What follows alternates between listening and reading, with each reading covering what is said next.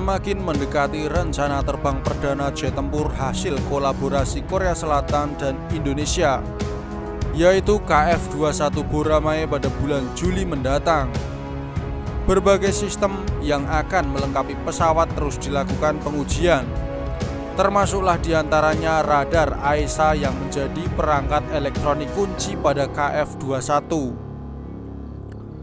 Pengujian beragam parameter perangkat elektronik pada pesawat biasanya dilakukan langsung di udara atau disebut juga flying testbed.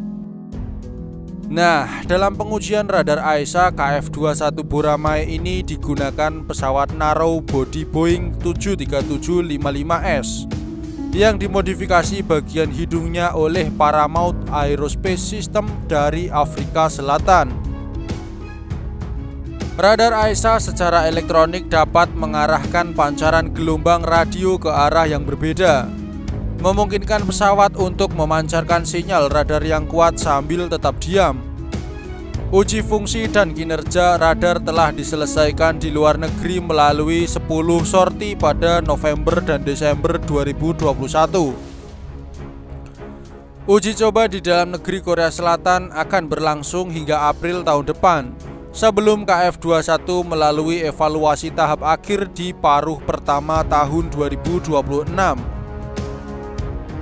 Sekitar 62 item diuji melalui total 50 kali penerbangan, bersama dengan pengujian fungsi deteksi dan pelacakan dalam mode udara ke udara dan verifikasi desain untuk memperoleh citra sintetik property radar atau disingkat SAR.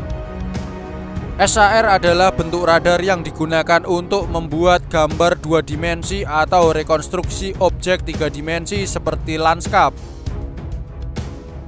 Adanya pembatasan dari Washington yang tak mau memberikan transfer teknologi kunci untuk pesawat tempur siluman dan sistem radar canggih telah mendorong Korea Selatan untuk memperoleh teknologi terkait secara mandiri atau melalui kerjasama dengan perusahaan asing lainnya. Penerbangan testbed tambahan akan dilakukan di Afrika Selatan dan Korea Selatan untuk menguji fungsi pelacakan dan penghindaran topografi. Radar AESA KF-21 mulai dikembangkan pada tahun 2016 dengan melibatkan Hanwha, Telesystem, dan Agency for Defense Development, lembaga litbang di bawah Kementerian Pertahanan Korea Selatan. Dalam proyek ini juga turut melibatkan perusahaan asal Israel Elbit System, yang merupakan anak perusahaan Israel Aerospace Industries yang bertindak sebagai mitra kolaborasi dalam transfer of teknologi dan berperan untuk membantu dalam tahap uji coba perangkat keras. Prototipe pertama radar AESA diluncurkan pada 7 Agustus 2020 dan dikirim ke ELTA System untuk uji darat dan penerbangan.